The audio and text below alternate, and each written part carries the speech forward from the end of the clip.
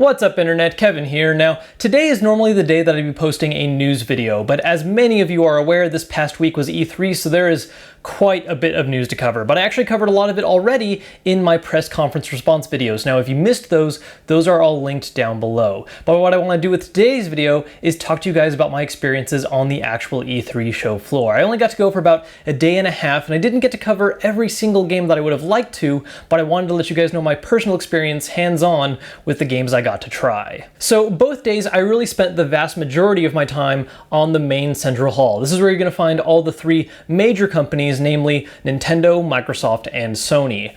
And while I did get to play some games that I was really hoping to check out, you quickly realize when you're at the E3 show floor that you spend about a good 50% of your time just waiting in lines, especially when you're trying to play those really high-profile titles that everyone's curious about. Now, to begin with, I spent a lot of time mainly on the Nintendo show floor. This is the first one I checked out, and as a result, is just the one I ended up spending a lot of time on. For the most part, one thing that was really cool about the Nintendo show floor is that they actually had a lot more of the high-profile games set up, so there were less lines for each one, and they also had a really good strict time limit with a lot of them, so it was really easy to try multiple games. Except in the case of Hyrule Warriors, which was just a grueling wait in a very short line. Now, when I finally did get the chance to play Hyrule Warriors, it basically played how you'd expect a Warriors game to play, but with a lot of Zelda themes going on, especially adding a few little special new mechanics like finding items like the bomb bag or hookshot to really make it feel more like a Zelda title.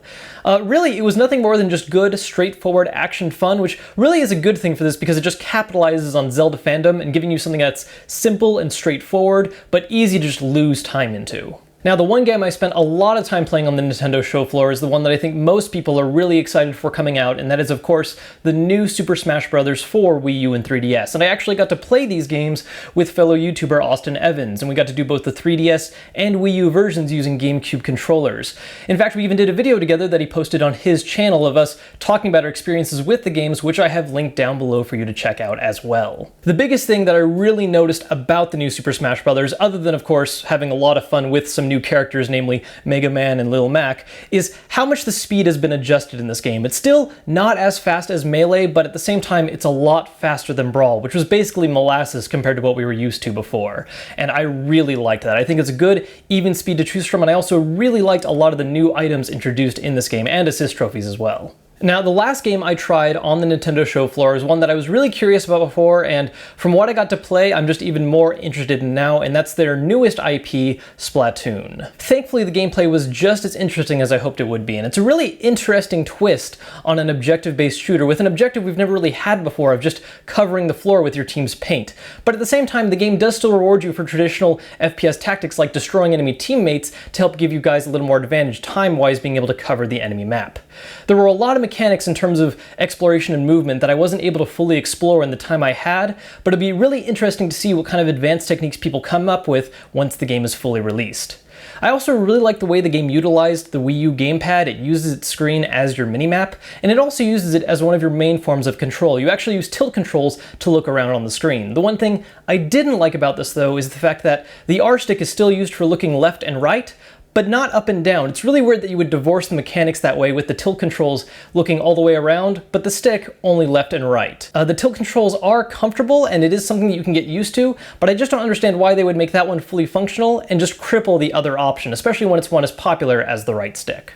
Now, after Nintendo, I spent some time on the Microsoft show floor, and the one game I really wanted to get a look at was Sunset Overdrive, but it had the single most ridiculously long line out of any game I saw on the show floor, so ended up not being able to play that one. But I did spend some time playing a few other games on the floor. I spent a little time on UFC 2015 with fellow YouTuber Lou from Unbox Therapy. You can check that out, linked down below. I also got to try out the amazing new DLC for Dead Rising 3, which I actually have already picked up and plan on bringing you guys a full review of soon.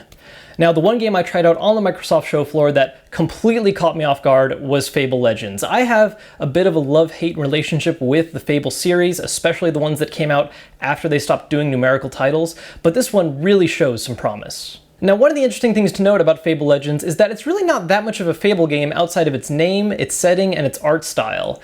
Like I said before in my Microsoft press conference, I am a huge sucker for asymmetric gameplay, and the idea of 4 heroes going up against a villain that has control over the map is just really intriguing to me. Now, during this demo, we got to use 4 different heroes. There was Shroud, who is basically a sort of stealthy ranger assassin type, Inga, who's a really strong sword and board tank, Leech, who can do different like life-stealing abilities on enemies as well as healing allies. And then there's the hero I got to try, Sterling, who's sort of the fast melee damage dealer type with a rapier. Each hero had their own unique movesets, and in some cases they even had different resource mechanics than one another.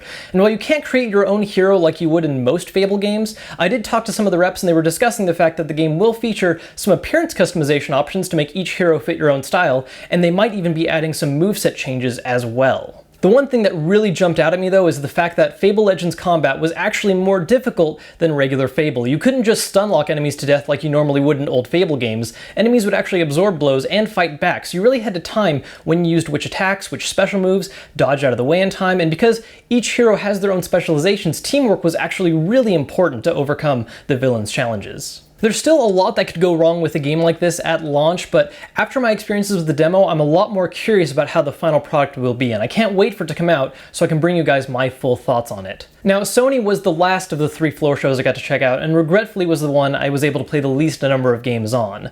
Though part of the problem with this is the fact that Sony felt like they had a lot less major exclusive games up for actual playable demos, and had more things where you just watched other people play or just watched trailers we'd already kind of seen before.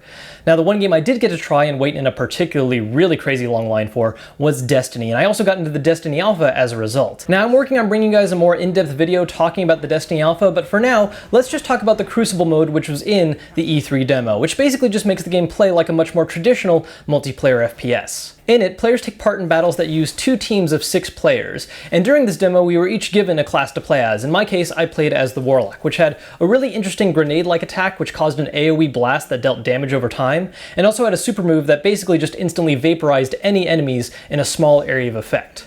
One of the interesting things I really noted about the mechanics of the game is that the only weapon that would recover ammo between deaths was your main weapon, which is usually some form of assault rifle, a marksman rifle, or burst rifle weapon. Whereas your secondary weapon, like a sniper rifle or shotgun, required special secondary ammo that you had to find on the map. And there was also heavy weapons which were really powerful but required you to find rare ammo drops that occurred during the match. To be honest, I wasn't a huge fan of the E3 demo, mainly because of the fact that it's just the Crucible mode, so it didn't really make a Destiny feel any different from a lot of other FPSs that have come out so far, but that is of course the point of the Crucible mode. It lets you play it like a traditional multiplayer FPS. But the alpha has shown a little more of the actual single player or cooperative side of the game, and I'll let you guys know more info about that soon in another video. So those were some of the biggest games I got to try out on the E3 show floor. The show itself overall to me felt like a really strong one compared to years past. Last year there was such a huge emphasis on the new consoles coming out that we got a lot of interesting hardware news, but there weren't really that many new games to play on the floor, or anything for the next gen that was really that interesting. Whereas this year, since the focus was on all the new exclusive titles coming out, there was just way more to interact with and way more games to get actually excited about and get a little taste of. Now, after my experiences on the floor show, I really have to rank the companies the same way I did with the press conferences. To me personally, Nintendo really won this E3 with just having a really great mix of titles we've been waiting on and brand new titles to really get excited about. Microsoft was a pleasant surprise and had a few good titles to look at, which I also enjoyed, and while Sony was strong in its own right, it just didn't have the same level of impact as the other two, for me personally at least. So all in all, this was a really strong E3, and in my opinion, one of the best in the past couple of years, and I'm really interested in seeing how a lot of these titles pan out. Now, as I said earlier, there are a lot of videos linked down in the description, my past press conference response videos, as well as some appearances I made on other channels. Don't forget to check those out if you haven't seen them already. While you're down there, there's also this nice little button shaped like a thumbs up. Go ahead and hit that as well if you enjoyed this video. I always appreciate it and it really helps out the channel. Now, I got a lot more content planned on the way soon, and if you guys don't want to miss that, make sure to hit that subscribe button as well. And if you want to keep up to date with what videos I'm uploading when and where, you can follow me on my personal Twitter at Kevin Kenson, where you'll also hear my up-to-date thoughts on games I'm playing or my responses to any major gaming news that comes up. As always, guys, thank you so much for watching my videos. I look forward to bringing you more content soon, but until then, I'm Kevin Kenson, and I will see you later.